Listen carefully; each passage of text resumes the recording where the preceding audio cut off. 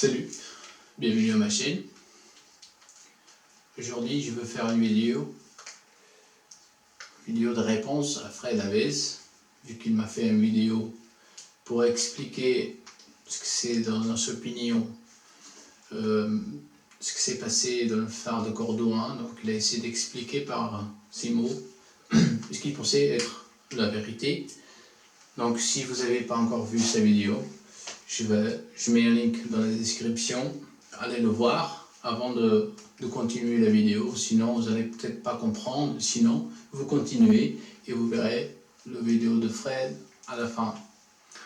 Donc cette vidéo, donc j'avais déjà fait une vidéo de phare Cordoue 1 et phare de Cordoue 2, dans le deuxième j'ai mis un peu plus de données pour essayer d'expliquer ce que c'était la situation le jour que j'ai été. Donc Fred il a fait la vidéo, je sais pas si c'est lui qui parle, si c'est un miroir de quelqu'un, donc ça n'importe. Donc s'il a mis dans sa chaîne, c'est parce qu'il est d'accord avec la vidéo, et donc je fais cette vidéo parce que je suis pas d'accord avec ce que c'est présenté.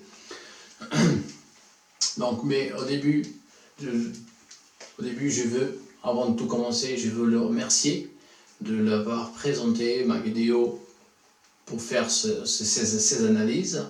Donc c'est important et c'est très scientifique de le faire. Et aussi je veux remercier pour l'avoir fait avec du respect. Donc je vais essayer de faire le même. Je vais faire avec du respect. Donc si par hasard dans le cours de la vidéo, si tu penses que je suis en train de me moquer justement comme respect, je m'excuse et c'est pas le but. Donc avant de commencer aussi, je veux expliquer ce qui s'est passé dans ma dernière vidéo dont je parle de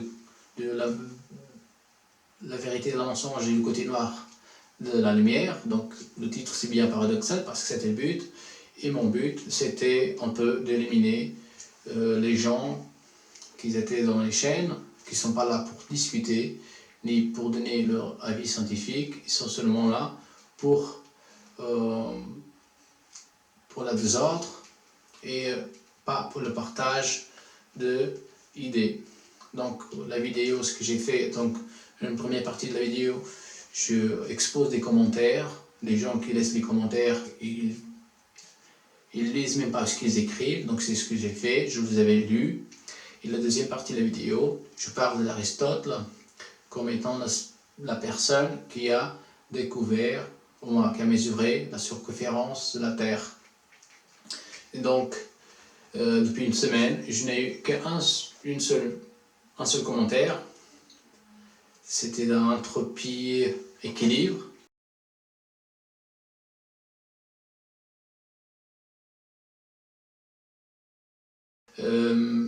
Le fait que je voulais le faire, c'est pour prouver à moi-même que les trolls, ils sont là pour laisser leurs commentaires alors qu'ils ne regardent même pas les vidéos.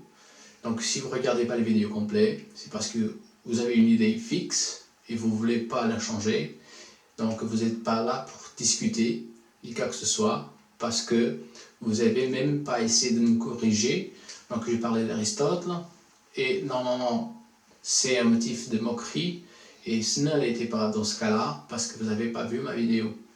Donc j'ai éliminé quelques trolls, parce qu'ils ne font que de désordre.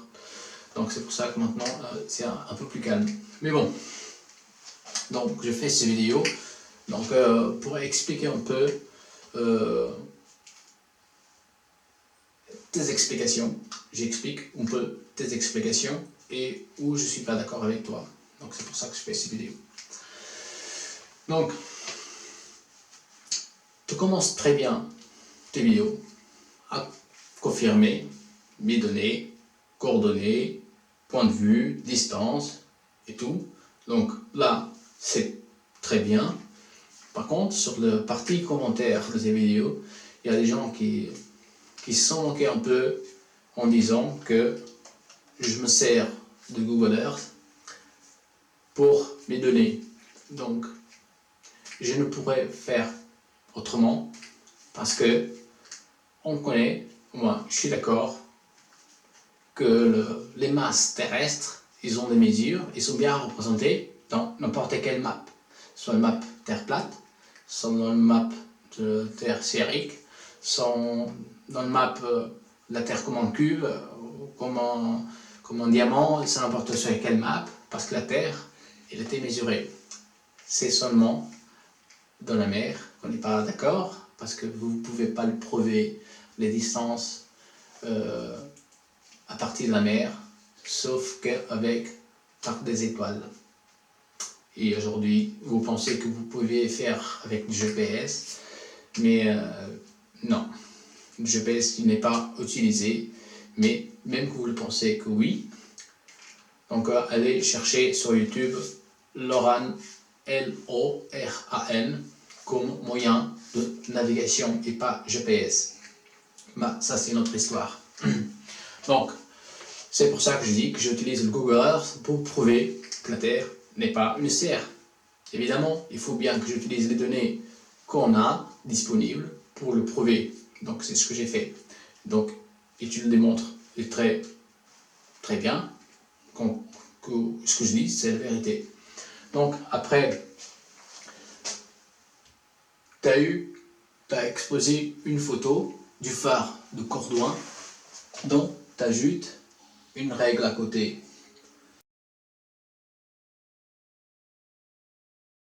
Donc pour la règle, je suis d'accord avec toi, tu la mets là.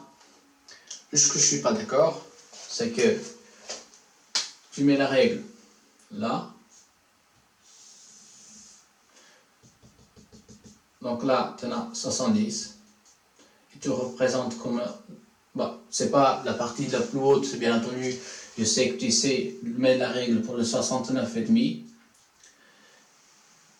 Mais on parle d'élévation. Donc,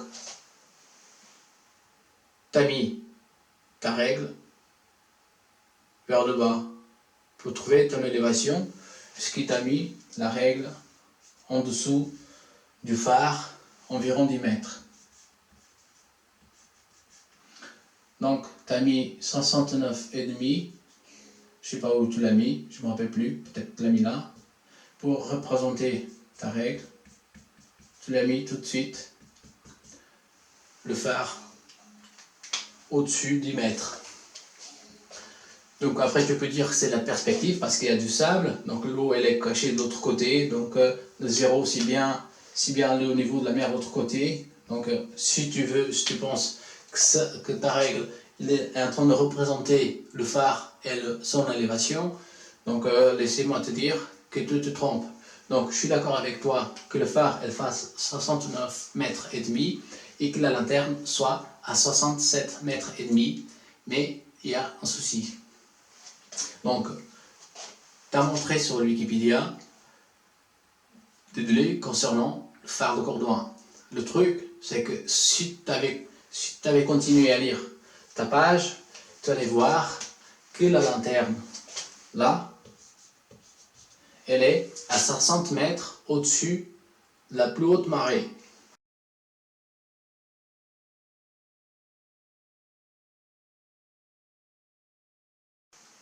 Donc, pour moi, si tu es d'accord avec moi, donc, cette partie, cette trace de marée haute, si tu es d'accord avec moi, parce qu'après, je peux me tromper, ce serait normal. Dans le ceinture de pierre, on a bien une trace de marée haute. Donc, ce que ça veut dire, qu'entre la lanterne et la trace de marée haute, on a 60 mètres. Je pense que tu es d'accord avec moi. Dans Wikipédia, toujours, c'est écrit, là, 60 mètres à la lanterne. Hein. Je ne parle pas de 2 mètres qui restent en dessus. Donc, c'est écrit aussi dans Wikipédia qu'ils ont construit un mur tout autour, bon, côté marais, de 17 mètres de long et 8 mètres d'auteur. Donc tout le long, de l'autre côté. Donc, je t'avais déjà parlé sur le premier vidéo et la deuxième vidéo que la ceinture de pierre faisait 8,30 m. Ça n'a rien à voir avec l'élévation du phare. Je parle de ceinture de pierre. J'ai toujours parlé de la ceinture de pierre. Donc, il fait 8,30 m. Maintenant, on va réfléchir tous les deux. S'ils ont construit un mur de 8 mètres, donc c'est bien pour que les ondes passent pas de l'autre côté. Moi, c'est la logique qu'ils fassent une barrière à la mer. Ils ne vont pas faire un mur de 8 mètres au-dessus de la plus haute marée. Ils vont faire 8 mètres, au moins, je pense que c'était pour rester au niveau de la ceinture de pierre. C'est ce que serait logique, pour que le but c'était de protéger la ceinture de pierre. Donc ils n'ont pas fait un mur de 10 mètres, ni de 2 mètres. Ils ont fait un mur de 8 mètres d'hauteur, c'est pour protéger la ceinture de pierre. Je pense que tu seras d'accord avec moi. Donc là, on est, pour moi, 8,30 m au-dessus de la marée plus basse. Pour moi. Là, si je suis à 60 mètres d'auteur, de l'interne à la plus haute marée, donc ça veut dire que j'ai 7 mètres qui me manquent, 7 mètres et demi. D'accord? Donc, là, ce qui me reste là, donc là, si je n'ai 8,30 m, là, je ne dois en avoir au moins 2-3 mètres, c'est ce que je l'avais dit. Moi, je pense que c'est 2-3 mètres. Donc, ça me reste 5 mètres visibles pour moi. Et après, comme on sait qu'il y a la passerelle là, la passerelle, elle est plus haute que la marée. Donc, quand l'eau, elle disparaît là, elle n'est plus là. Donc, ça me donne, je donne clairement de 1 mètre, à peu près 1,5 m, mais je donne 1 mètre.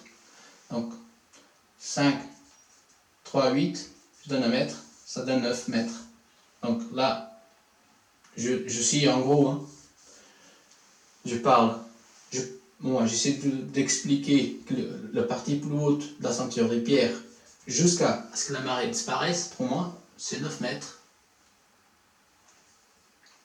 S'il manque 2-3 mètres, c'est possible. Mais pour la suite de la vidéo, c'est pas grave. Parce que dans toute cette explication-là, le truc que tu connais pas, c'est l'heure que j'ai pris les photos et quand j'ai fait les vidéos. Sur ma deuxième vidéo, phare de Cordouan, je t'ai mis une photo, une capture d'écran de la marée le 4 décembre et l'heure où la marée elle était la plus basse.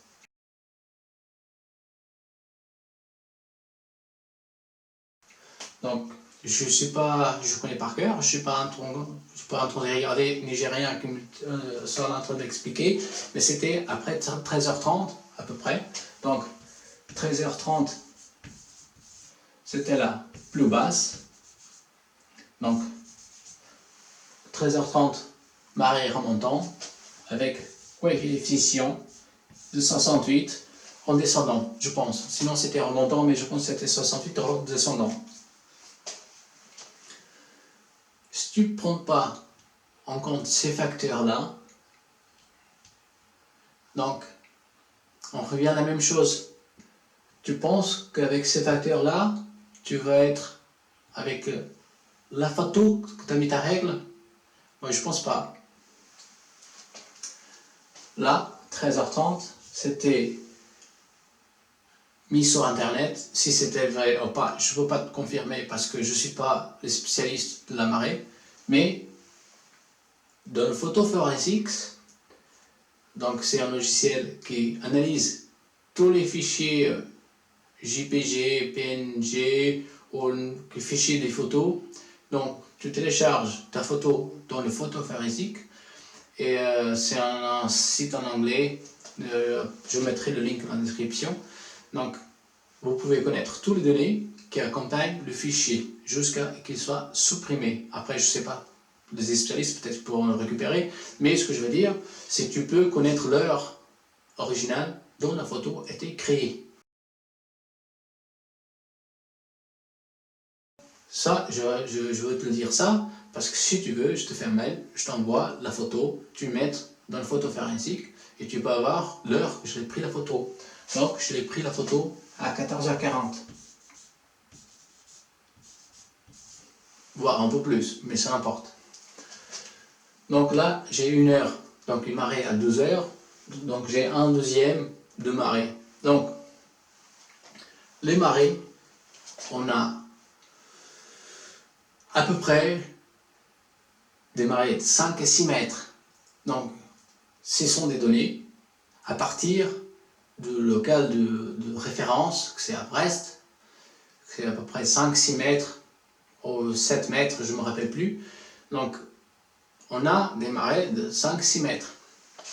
Si tu vas voir le phare de Cordouan numéro 2, dans les mêmes données que j'ai mis là, tu peux voir que la marée, elle était déjà à 2 mètres d'auteur.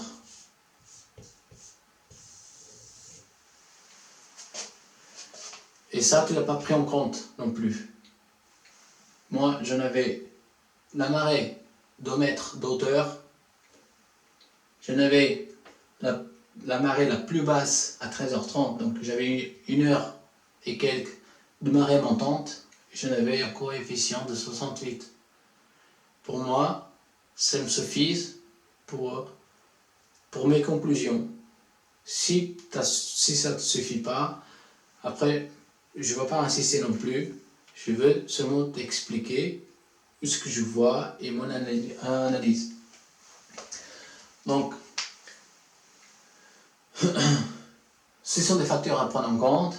Là, quand je suis à 1m40 et tu as fait le calcul, 1m40, je devrais en avoir 9 mètres. Tu commences déjà à voir le problème. Donc, si j'ai 1m40 d'auteur d'observation, j'ai 9 mètres de tout ça caché sur la courbe. Donc, je vais quand même te donner un peu de la ceinture du Pierre. Pour toi, la ceinture du Pierre, elle fait 15 mètres d'auteur. Je t'avais déjà discuté avec toi que non, elle ne fait pas 15 mètres d'auteur. La ceinture de Pierre jusqu'à là, pour moi, ça c'est la ceinture de Pierre. Pour moi, elle fait 8 mètres 30. Ça reste toujours mon avis. Donc, même si j'ai 9 mètres de phare caché, donc phare avec ceinture de pierre, si j'ignore tout ça, si j'ignore tous ces facteurs-là, 1m40, j'ai 9 mètres. Donc même que j'arrive au tracé de la marée, tu vois, même que j'arrive là, au tracé de la marée, même, et je donne large, seulement pour qu'on arrive, on soit d'accord là. Là, on parle 9 mètres. Quand je mets mon appareil photo au sol, bien évidemment que je ne vais pas plonger ma caméra dans l'eau. Et même que les gens ils fassent des blagues. Avec ça, même que ça n'a aucun sens que je le fasse, sauf si tu as une caméra qui soit pour plonger. Si j'ai mis un appareil photo là, j'en avais mon adaptateur pour le trépied là, c'est pour ça qu'elle était inclinée comme ça. Donc mon adaptateur il était là. Donc même que je n'ai 2 cm là, plus mon lentille elle fait 10 cm. Non, elle fait 6 cm, mais j'ai dit 10 cm là. Donc, je l'avais donné 10 cm. J'avais dit 0 mètres, mais toi, tu m'as dit 10 cm. Parce que ça veut donner 15 mètres, 16 mètres d'auteur. Donc, on parle bien tout ça caché. Je ne parle pas spécifiquement dans mon dessin. Ça, c'est une représentation bidon. Ça, c'est... Il n'y a pas une échelle. Donc, je parle bien au-dessus de la ceinture des pierres. Si je fais l'expérience sur Google Earth comme toi fais, donc l'horizon est plat et il n'y a pas d'onde, ça, c'est ce que je devrais voir. Là, cette partie, c'est ce que je devrais voir. Mais, tu as ignoré quand même le facteur des ondes, même qu'il fasse 5 cm d'auteur. Avec mon appareil photo posé par terre, 5 cm d'une petite onde, tu penses que ça ne ferait pas différence? Moi, oui. Je le vois, et quand je vois là, ce petit bout de la ceinture des pierres et tout le phare,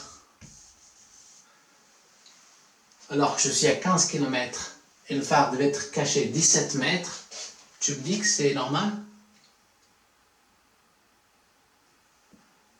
Si tu dis que c'est normal, c'est parce que ta réalité a tendance à expliquer les choses comme ça. Ça va contre tes croyances et donc tu veux plus voir ce que je suis en train de montrer.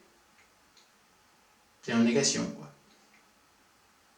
Donc, je peux me tromper, je le répète encore, mais basé sur mon observation, basé sur les données que j'ai eues, j'étais sur place, faites comme moi, faites 600 km, prenez votre matériel, vous arrivez là-bas, faites ce que vous avez à faire, prenez le maximum de données que vous pouvez, faites une vidéo et dites-moi que je me trompe. C'est aussi simple. C'est mieux que venir sur la chaîne et dire que vous ne comprenez pas français, moi ce que je parle, ou alors que je fais trop d'erreurs d'orthographe, que c'est pas très scientifique ça. Je pense que je me fais comprendre quand je dis que le phare, on ne voit pas, on voit plus ce que la géométrie, la trigonométrie nous permet. Ce n'est pas qu'arriver à la conclusion que la trigonométrie le fait mathématiquement, c'est comme ça qu'elle le fait, et donc il faut que ça corresponde à ce qu'on voit, mais à partir du moment que vous en avez un appareil photo, et vous avez un télescope, et commencez à voir des choses que normalement on ne devrait pas voir, donc il faut chercher depuis la base de calcul qu'il nous donne, pourquoi je suis en train de voir ce que je ne devrais pas voir. Ne me dites pas que c'est un mirage, or que c'est la refraction, parce que le soleil, il était juste devant moi, donc s'il était derrière moi, peut-être c'est un mirage, mais il était juste devant moi, donc si vous regardez bien la vidéo, je suis en train de regarder l'ouest, donc réfléchissez, Fred, si t'es trompé, c'est pas grave, c'est normal, moi aussi, je me trompe, donc si tu veux en discuter, si tu veux discuter ou débattre sur quelques sujets, je suis là, il n'y a pas de souci, mais par contre, il faut quand même un peu arrêter de partager des choses sans me connaître, quoi.